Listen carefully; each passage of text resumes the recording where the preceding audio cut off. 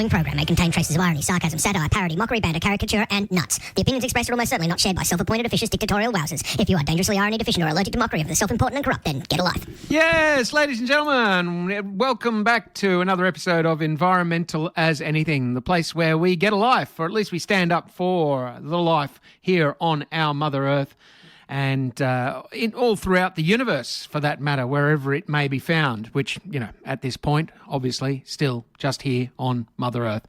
So, all life in the universe, our remit, I should say thank you, respects to elders past, present and emerging of the Bundjalung Nation, where I live, work and play. This is stolen land, always was and always will be the property of the Bundjalung people. So here we are. We've got a huge show, as always say, and it's always true. We've got a huge show lined up today. I'm really excited to say I've got Professor David Lindenmayer, who is one of, perhaps the world's leading expert on Australian forest ecology. He's been studying, researching and teaching about this, writing and thinking about the issues of our forests and how to sustain those vitally important features of our ecosystems and our life support system. And he's recently released a new book, which is absolutely terrific. People are very excited about it. There's a real buzz around the forest wars. And so, yes, as the author of The Forest Wars, David Lindenmayer will be joining us later in the show to talk about the ugly truth about what's happening in our tall forests. And, yes, so very excited to have Professor Lindenmayer joining us today. I've got someone on the line who's done nothing but good work as far as I'm aware over the last 40 years. Professor David Lindenmayer is a world-leading expert on forest and woodland ecology, resource management, conservation science and biodiversity conservation. He's based at the Australian National University and has led some of the largest long-term research programs in Australia for more than 40 years. He's among the world's most productive and most highly cited scientists, particularly on forest ecology and conservation. So it's a great pleasure to have him with us to talk to us about The Forest Wars, his new book, hot off the press, which is subtitled The Ugly Truth About What's Happening in Our Tall Forests. David, thank you very much for joining Environmental as Anything today. It's a pleasure, Sean. Thank you. Look, your book has been hotly anticipated in the forest protection movement, I've got to say. I know that quite a few people have been recommending that I read it. People locally here in the Lismore Fridays for Forest group have had hold of it and have been excited by the content, the density of information that's involved, and also the light touch you have with presenting it. It makes it quite accessible to be able to understand the complex issues of forest ecology and politics. So thank you, first off, for doing such great work for so long. Thank you. I have to give a shout out to my publisher and my wife, both of whom can edit better than I can write. So it's good to have a good team. It's good to have some backup with good people behind you. That sounds very helpful. Look, you mentioned in the introduction to the book, like your first day working in the forests, winter 1983. You've been out there doing the hard yards in those forests for a long time, and you sort of conclude that a bit, or at least you mention in that introduction, I think your children, your son, was it, that you had out in the forest with you in your arms with a greater glider. Can you tell us a little bit more about your personal connection with those forests, please? Oh, yeah. So I first started working in the wet forests of Victoria in July 1983. And it was distinctly etched in my mind because by the end of the day, when I'd finished putting out traps in the forest, I thought it was time for a shower. So I stripped off all my wet weather gear because it had been raining all day. And I jumped in the shower, and it was like a scene out of a horror movie because I was just hemorrhaging blood everywhere because there was leeches attached all around my neck, and I sort of realised later that I actually need to take steps to make sure that I don't lose my entire quota of blood supply. And yeah, I sort of maintained a sort of a a grudging respect for leeches and their ability to get into all sorts of nooks and crannies that they probably shouldn't be in while you're working in the forest. Well, it is hard work, and it can be dirty and exhausting, and even with leeches and other even more dangerous critters out there. Sometimes people are a bit frightened of our forests, aren't they? But there's more than fear and darkness in the forest, which we've got from fairy tales and from Sherwood forests, etc. There's not just outlaws lurking out there so much anymore as the beauty and wonder that you've found as well, isn't there? Along with, as I say, your baby son in your arms. Absolutely. It's my favourite place to work, and it has been for a long time. And really learning to understand how the forest works, being able to understand how the plants and the animals interact in these amazing systems, and to recognise how extraordinary Australia's forests are. We have the tallest flowering plants in the world. We have the world's most carbon-dense forests. We have some of the highest biodiversity forests anywhere on the planet. And the kind of understanding that comes with being able to work in these extraordinary places for such a long time is fantastic. And, really I've led such a privileged life that the taxpayer has paid my salary for many, many, many years, and I'm enormously appreciative of that privilege. Well, I think those who know your work would be appreciative of the fact that you've been able to do it. But look, you've structured your book around the idea of myths. You've got 37 myths listed, and I'm not going to be able to go through them all, unfortunately. We don't have sufficient time or perhaps attention for that. People will have to get the book themselves to get to those. I've got a couple here marked off, but what made you, so I wanted to go through maybe a few of them, but what made you think about the forest in terms of myths? I mean, aside from its, the mythological, like associations that people have with forest, not dryads and nymphs and etc. But why are these modern myths sort of driving your narrative? Oh, well, I think what's happened over the last 40 years is that I just heard so many mistruths about what's really happening. How we have to log forests because we have to protect communities, when the reality is that forests become more flammable the more you log them. How we have to log forests to build houses, with the reality that native forest logging generates mostly wood chips and paper pulp, and most of our housing timber actually comes from plantations. How we have to log forests to save the climate, when in fact logging generates enormous amounts of emissions and it's really bad for the climate, and it's much better if we maintain forests in an intact state. All of those kinds of things sort of perpetrated the situation. It wasn't very long ago that I was sitting in a Senate committee and the same old myths came out over and over again, how the industry puts bread on the table for tens of thousands of Australian families. In fact, it employs very few people. How we have to log forests because they're so dangerous for fire reasons. In fact, they're more flammable when we log them, all those kinds of things. So I just thought it was time to put all of this in one place, but then also paint a picture for people at the end of the book about how there's actually a much, much better outcome here. If we exit native forest logging and we move to a plantation-only industry, we can be in a far better place in terms of jobs, in terms of our economy, in terms of our environmental credentials, and we can meet our greenhouse gas emissions targets. Yes, it does seem to me, and has. I mean, I've been involved in forest politics for longer than I care to mention, almost. But it's 35 years or so. But it's been in that time, it's become very clear that the thing that the native forest logging industry produces more efficiently than anything else is lies, and more kindly, perhaps myths. So yeah, I can see how that frustrating that would be for you when you're actually out there finding the truth in those forests and hearing it pilloried or speared on these sharpened points of these lies. So maybe we could just talk through like a few of them. I've just marked off a few off your list that I thought we might be able to go to. And I thought number one was a great place to start. The logging industry likes to say, don't worry about a thing, the forest will grow back after we've smashed it. Yes, that's right. And, when I used to hear these kinds of things when I was first doing forestry units back in the early 1980s, look, we only log a little bit of the forest, it grows back, the animals just move away and they come back. There's not, don't you worry about a thing, as, Joe Bielke-Peterson used to say. We've got it under control. And the reality is that many animals die on site when you log a forest. The best bits of the landscape are cut. Many species will take decades, if not hundreds of years to recover.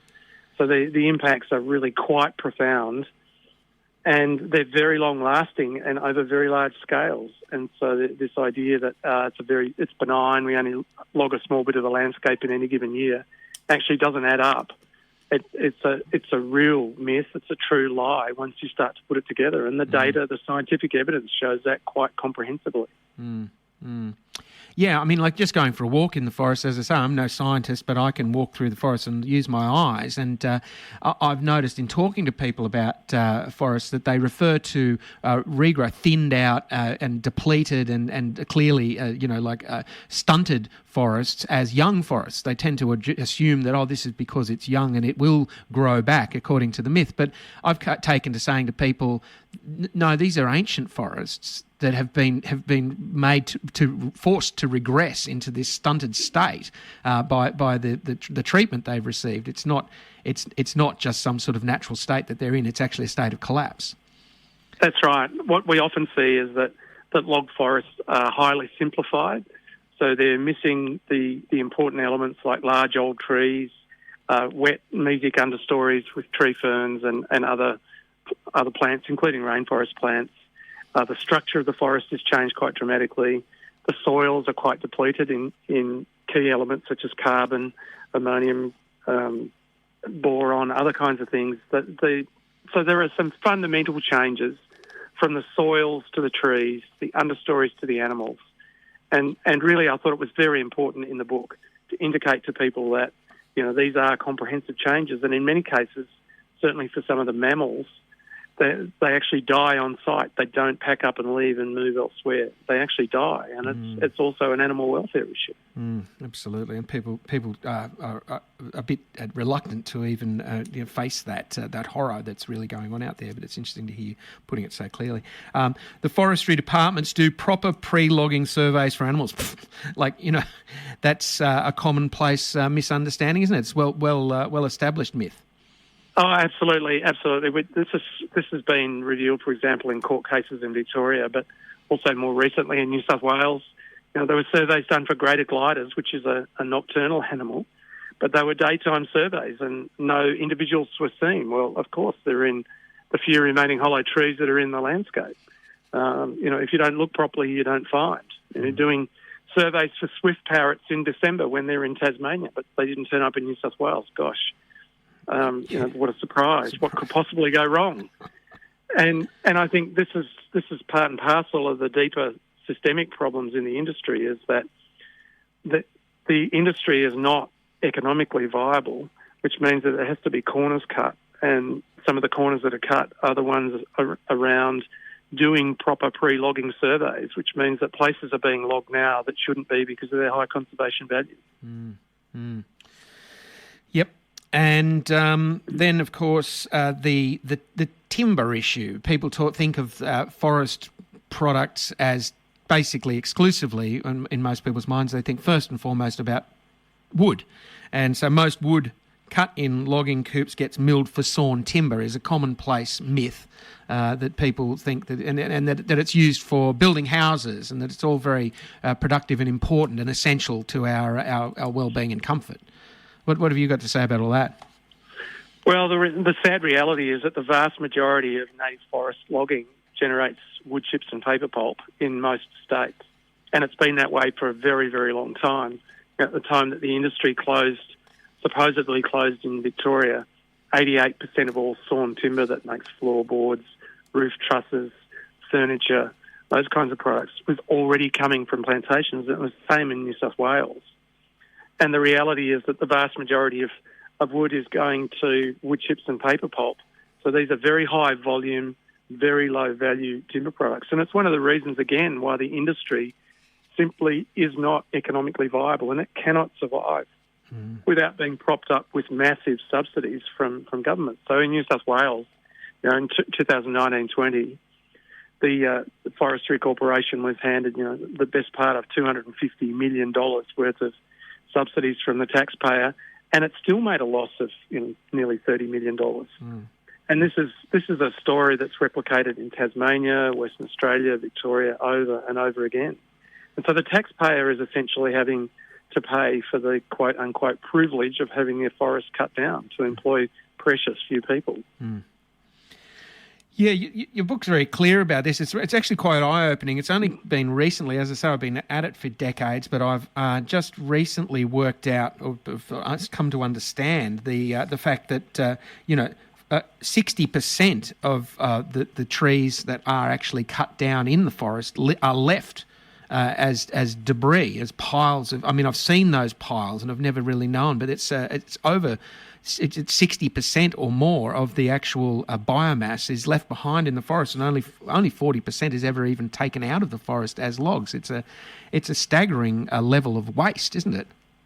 That's right. So these are for tall, wet forests, particularly Tasmania and Victoria, but also in some parts of New South Wales. So these are the tree heads, the lateral branches, the bark, the understory, the tree ferns, those kinds of things that are not taken off site. And so the tonnage can be colossal. So in some places, the amount of biomass that's left in the forest can be up to 450 tonnes per hectare. And so this is quite extraordinary, because when you then burn some of that logging slash, that debris, and volatilise significant parts of it as part of the greenhouse gas emissions, we see in places like Tasmania, logging industry is equivalent to about 1 million cars of emissions every year. Victoria, in the previous years, 730,000 motor vehicle emissions equivalent. So, these are non-trivial greenhouse gas emissions that are taking place all over Australia. And this is why we know that if we exit native forest logging, Australia actually reaches its greenhouse gas emissions pretty straightforwardly. And we've got some left over to offset some of the other issues that taking place, for example, in the transport sector. It's an extraordinary opportunity going begging, just being left on the table, isn't it? It really does beg a belief. But again, another thing that people are told and taught to believe by the logging industry, by those who profit from this carnage, is that forests are made less flammable by logging. That if we thin them, they'll become less fire prone. Is that also untrue? That's precisely the case. It is untrue. So there were some debates following the 2009 fires in Victoria, which tragically killed more than 160 people. But if we log forests, then they'll be less flammable, and none of that carnage and that catastrophe would have happened. Once we started to look at this in some detail, we discovered, to our horror, that forests that had been logged and then regenerated were more flammable for 40 years after the logging had taken place. But the University of Wollongong, looking at a separate data set for New South Wales, discovered that extra flammability was in excess of 70 years. So if we were out logging forests in New South Wales now and cutting the forest down, we would leave it more fire prone until almost the end of this century. And what we discovered after the Black Summer fires was that logged forests always burnt at higher severity than intact forests. But the impact was so strong that log forests burning under moderate fire weather still burnt at higher severity than intact forests burning under extreme conditions. Wow. So this is a really important outcome, because it indicates that we need to be very careful about logging that's taking place near human communities, whether it's Murwillumbah or near Maruya or Mogo or wherever it is across New South Wales. We saw this effect in northern New South Wales as well as southern New South Wales, as well as in Victoria. I think we could mention Rappville in this context as being one of those places where the most intense fires went around, and it prides itself on being a timber community, but it's the forests around it have been severely logged and were insanely flammable during the 2019-20 bushfires. So almost wiped out the town. Anyway, plenty of examples like that, aren't there? There are, sadly, and it occurs for several reasons that people need to understand. One is the amount of logging slash that is left in the forest adds to fuel load, something that we talked about just a few minutes ago. But we also know that forests that are logged are hotter, they're also drier, and microclimatic conditions are also more variable. The architecture of the forest has also changed, so it becomes a very dense, thickened stand. And that's led to some people saying, oh, well, we can solve the problem by thinning the forest. Well, when we've done empirical studies on thinning, we discover that thinning either makes no difference or, in some cases, actually makes the forest more flammable. So the reality here is that logging and thinning, well, thinning is really just a form of logging, both make forests more flammable, and we simply can't afford to be making forests more flammable when we have the pressures of climate change that are weighing in on top of this as well. Okay, and another one that I've encountered plenty of times, which, with to some frustration, is the without native forest logging will bring imports that kill orangutans. Essentially, they're saying if you don't let us exterminate the gliders and the koalas, then we're going to go somewhere else and murder orangutans. Yeah, look, I've heard that over and over again. After it was announced that the logging industry in Victoria was supposedly closing, the former forestry minister for the state said he was weeping tears for the dead orangutans in Borneo, and it's kind of like, what on earth are you talking about?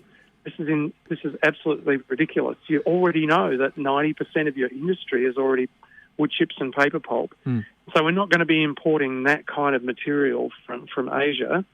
Although, quite amazingly, now we are importing plantation eucalypt wood chips from places like Vietnam, even though we're now exporting 97% of our own our own plantation eucalypt pulp logs overseas. So, the whole structure of the industry is absolutely crazy. But the vast majority of our imports are coming from quote-unquote tropical countries like New Zealand. Right. So, this is just...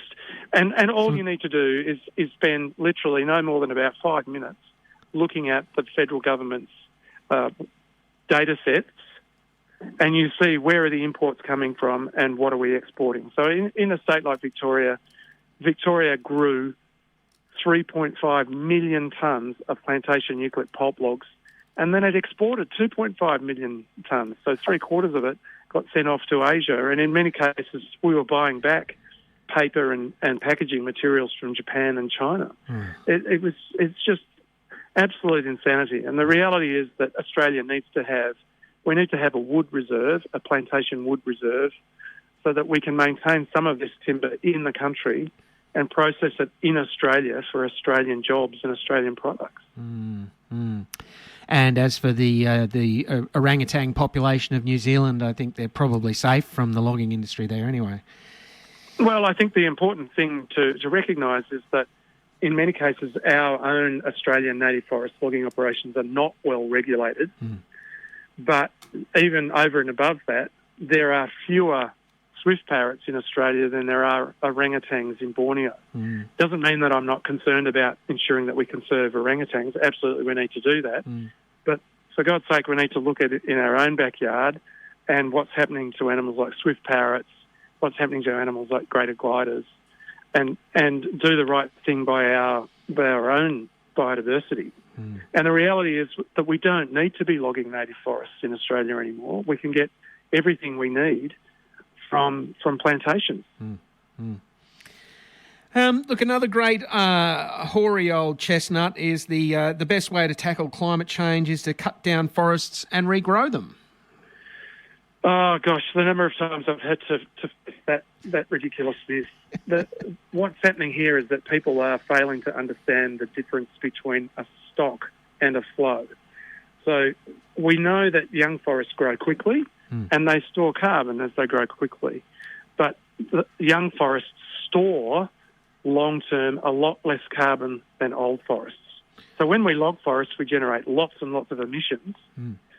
That's why we need to leave forests as intact ecosystems.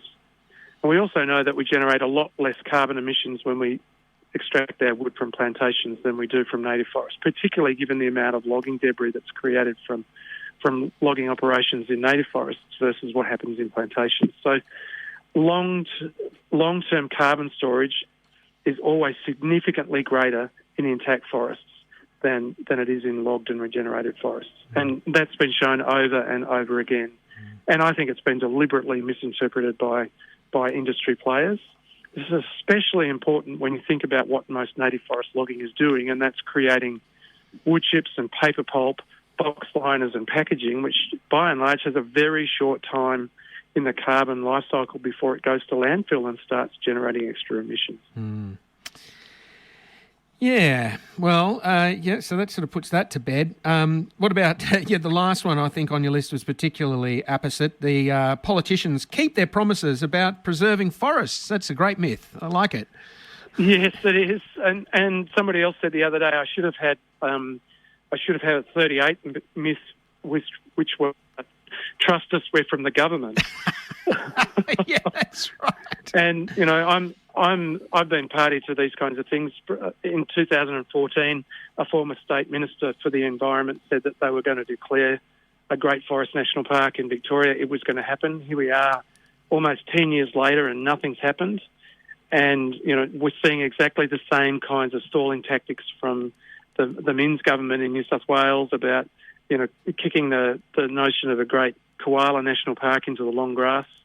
And so, there were all sorts of promises made, and then there's sort of backsliding and then hand-wringing and all this kind of stuff. And in the process of doing that, forestry agencies then move in and concentrate their logging operations in some of these places of high conservation value, for example, around the area of the Great Koala National Park. I've seen that over and over again, hopefully to create the narrative, oh, look at how disturbed it is, there's no way you should put that in a national park. The cynicism is phenomenal. And the reality here is that these kinds of things are appalling management of a really important natural asset. And, I just reiterate that there is no need to be logging native forests in Australia anymore. No, all right. I'm convinced. I think you'll probably find the listeners are convinced too. And but the beautiful thing, one of the beautiful things about the book is you have a new vision for Australia's native forests. You conclude on a positive note, looking forward to this new vision. Can you quickly outline that for us? Yes, I think if the vision is that if we exit native forest logging, we can reach our greenhouse gas reduction targets. And pretty straightforwardly, we can then start to see investment flow into the plantation sector, as happened in New Zealand when they exited native forest logging more than 20 years ago. We can start to see investment in nature-based tourism and other activities. But there's also opportunities here to invest in carbon storage. Now, we don't have to trade carbon, but we can include carbon in our accounts and make a difference in that space. We'll also need elite firefighting because we've led to systems that are now much more flammable than they would have been 100, 200 years ago. So there's a lot of work that needs to be done. We need to invest in these natural assets because they really are important, but they're also a source of enormous opportunity and wealth for rural and regional Australia and other parts of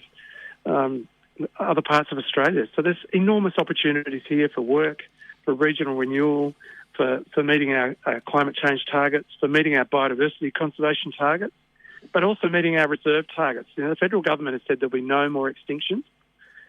They've also had what's called a 30-30 target, which is 30% of Australia conserved by 2030. Well, if we take our native forests out of logging and put them into reserves, then we're going to get very close on that, which would be very, very important to contribute to stopping biodiversity loss on this continent. Yes, it's again grand sounding promises from the politicians need to be pushed through, don't they? They need to be pushed all the way along to actually honouring those promises. But if they do, there's a lot of upside for us all. Absolutely, and we'll stop the hemorrhaging of huge amounts of money. In Tasmania, there's been a lot of hoo-ha over building a new stadium and all those kinds of things. Well, Tasmania has the opportunity here to avoid continuing making massive losses. The industry in Tasmania has cost that state over $1.5 billion. In Victoria, there's been $875 million of handouts in the last few years alone. This is a significant amount of money that can be used not only to invest in forests, but also to invest in doctors, nurses, aged care places, schools, you name it. And you know, Australian politicians need to be pushed to make better decisions, smarter decisions that employ people in better jobs, longer-lasting jobs, and take us to a different future, a much better future than the one that we've got at the moment. Well, that is an inspiring vision for the future, David. So thank you for sharing it with us here on Environmental as Anything today, and thank you for all of the decades of hard work that's gone into producing culminating with this book, The Forest Wars. So we appreciate it. Thank you, Sean. Thank you. Great to chat to you. Yeah, good luck with everything. We'll talk again sometime. Thank you very much. See you later. See ya. Bye. That was Professor David Lindenmayer, the author of The Forest Wars, The Ugly Truth About What's Happening in Our Tall Forests. And, one of the world's leading experts on forest and woodland ecology. So a great honour to have him here with us. I'd suggest getting out to the bookshop. I know the Book Warehouse in Lismore has got the Forest Wars on the shelf. So, race down there and grab them before they're sold out. I think the first print run is actually just about sold out, so they won't be able to restock for a little while. So get down there and grab them before somebody else does, because it's absolutely rip-roaring read about, the lungs of the earth, our life support system, and the future for us all. Well, you're tuned in to Environmental as Anything. Thank you very much for being with me today. I'm Sean O'Shannessy.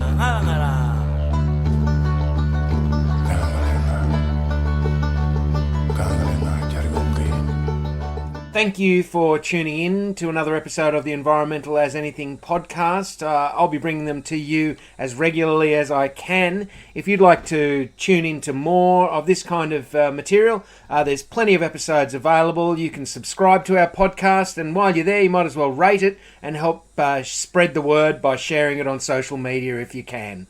We're on social media, of course, on Facebook particularly. You can find us anywhere you look for Environmental as Anything. And if you're really keen to see the show carry on, please do go and support us on Patreon. Again, you can find us by just searching Environmental as Anything Patreon. Thank you for your support. Be gentle with yourselves, be kind to each other, and remember, we are all in this together.